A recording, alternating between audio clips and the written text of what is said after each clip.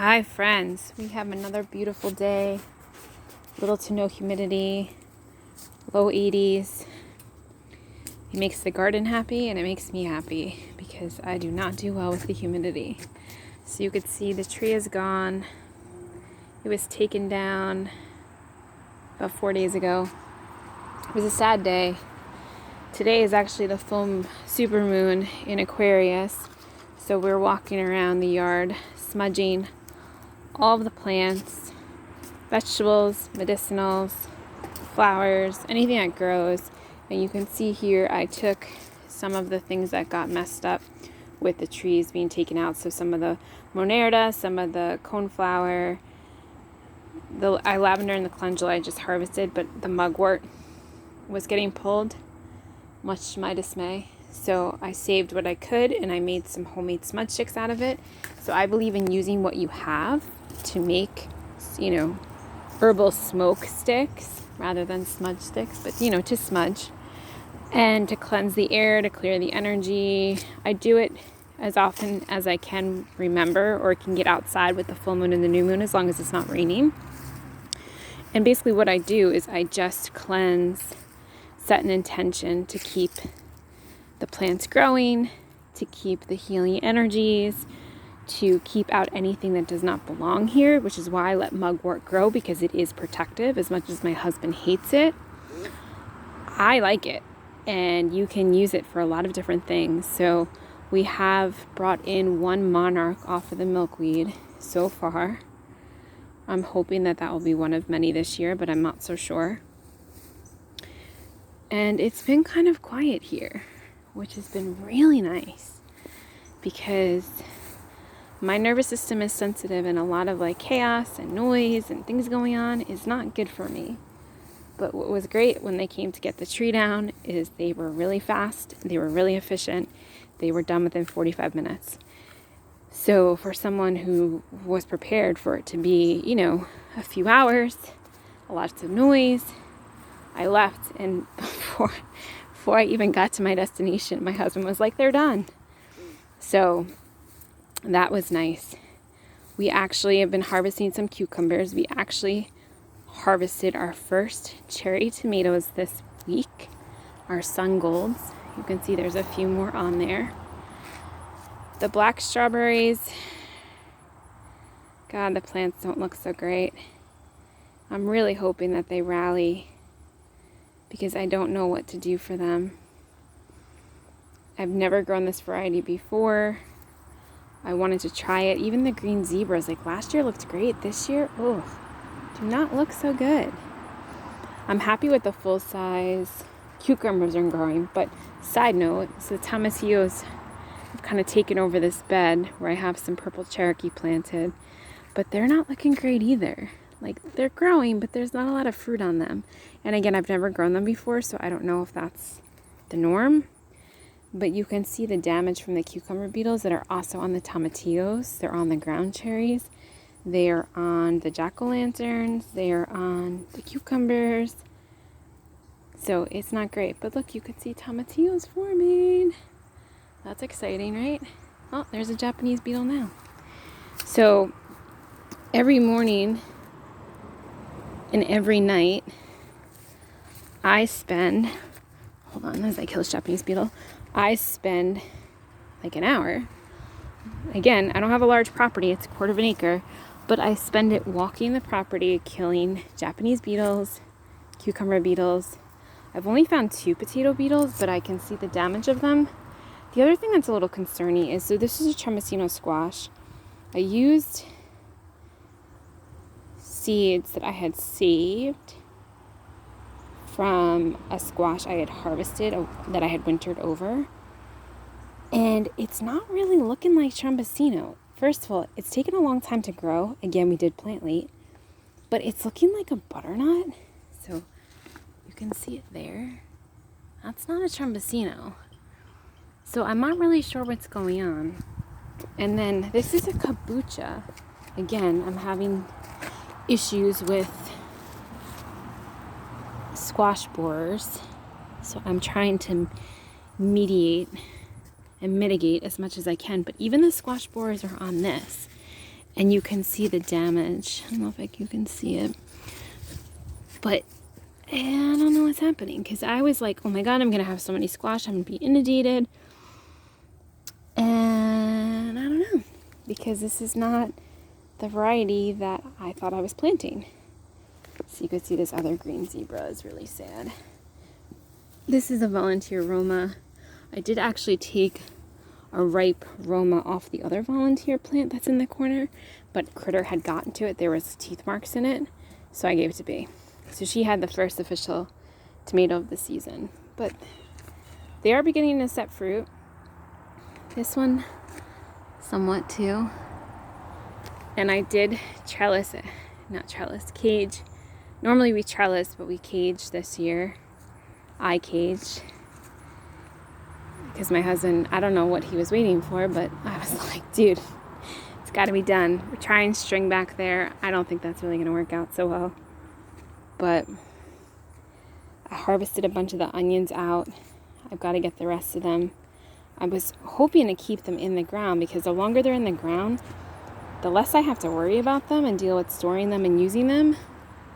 So we still have some, but some of them do need to come out once the tops are fully brown, because they'll no longer be pulling nutrients, I would assume. So you can see how sad this green zebra is as well.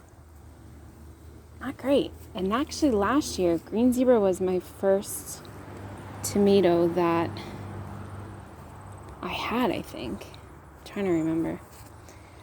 Even the peppers are growing like really slow. Actually, peppers I started from seed they're doing okay, but I don't know.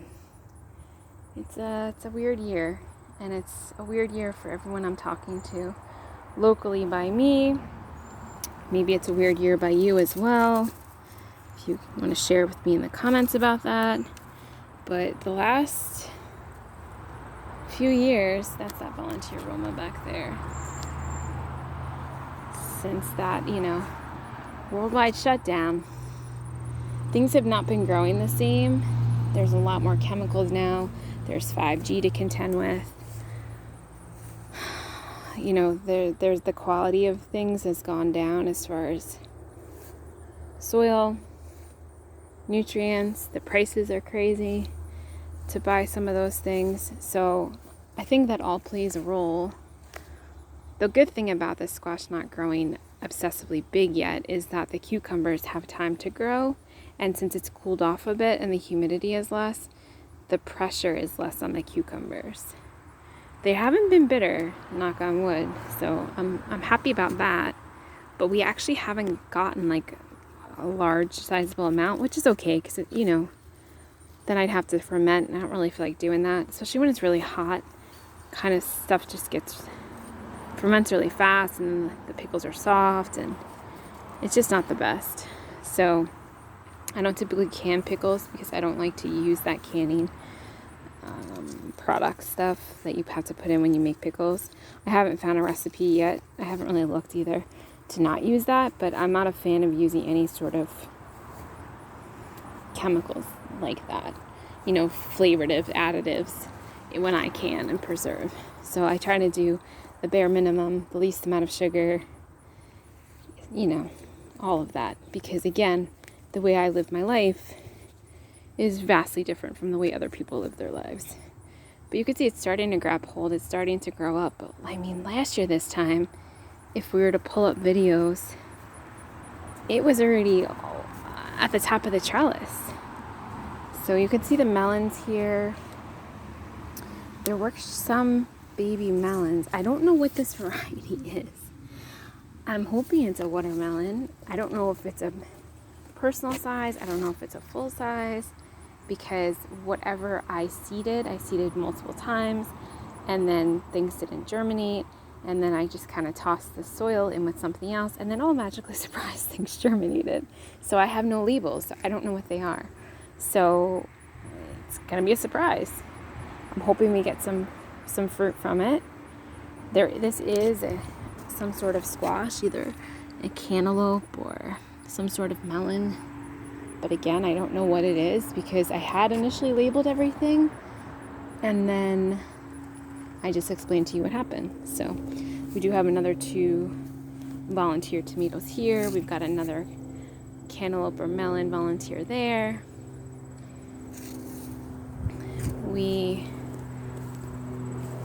I'm not sure now what we're going to do with this area because we now have no shade other than this tree. And a lot of the things I had planted under here were shade-loving plants because it was the only shade I had on the whole property. So I know, not a bad problem to have, but when you put shade-loving plants and you cut a tree down that's dead, you don't even realize, like, I had no idea how much shade the dead tree was still providing until we took it down. So, there's that. So my hydrangeas, these I grew from cuttings. This one, where's the other one? Somewhere in here, there you go. So both those I grew from cuttings, just walking the dog. I just took cuttings from the neighbors. This is my pink Vitex. It's finally blooming. I'm excited about that. That's taken many years. I got that again as a bare root plant. You can see, the jewelweed. Even the Datura is struggling over here, which is interesting because usually that would grow anywhere. But it's struggling just as much as the squash. So something got to this New Guinea. I'm assuming a vole because, again, it looked like it was dry. I went to water it yesterday. Only this part of it perked up. And I was like, yeah, there's a vole. A vole got to that.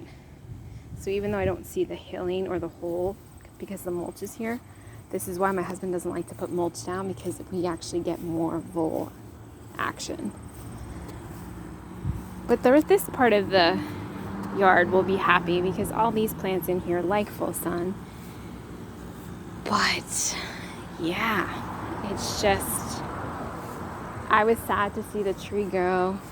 I was sad to not being able to save it, but it was a very messy tree. I mean, these branches were always falling and it hurts. They're very prickly.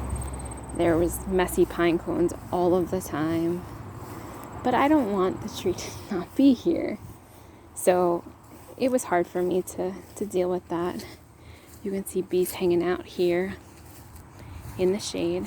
We dug this honeysuckle out and my St. John's and some New Guineas before they came, just because we were scared they were going to get damaged. Hi, Mama.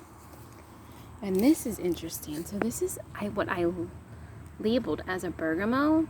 This was mushrooms that we grew in there. And it doesn't look like bergamot. So I'm not really sure. It actually looks like this plant that's tropical that I have on the other side of the patio. But I did start some fall cold hardy crops. I started Brussels sprouts, cabbage, Romanesco, and broccoli. Unfortunately, I did not label, so I don't really know what came up and what didn't. But you can see here, there's some little guys here, here, and here. But I'm not sure what they are.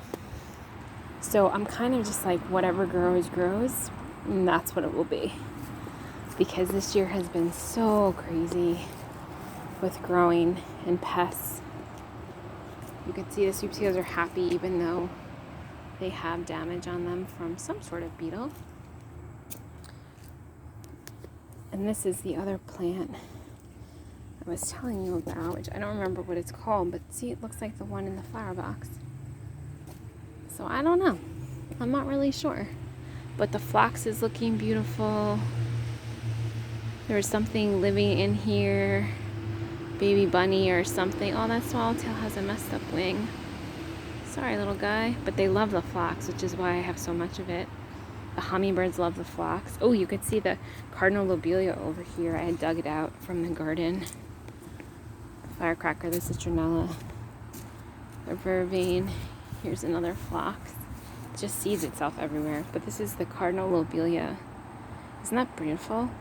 I actually have some of it seeded itself under the elderberry. And my Ella campaign finally blooms. That's exciting, right? We've got our bone set in bloom. We've got a bergamot in bloom here. I know that's a bergamot. So, yeah, I mean, that's what's happening. We are loving less humidity. We are able to sit outside and enjoy the weather. And we are appreciating whatever Mother Nature is providing us, whether it's what we want or not, like the mugboard, which I like. So that's all I got for you today. Maybe you decide to create some of your own native herbal smoke sticks today, or the next full moon or new moon, and let us know what you got going on. Talk to you soon.